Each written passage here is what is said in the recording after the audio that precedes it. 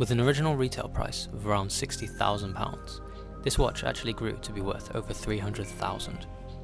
This is the Patek Philippe 5723, a stunning rose gold Nautilus featuring factory baguette diamonds on the dial and bezel. An off-catalogue model that was only shown to their most VIP customers worldwide.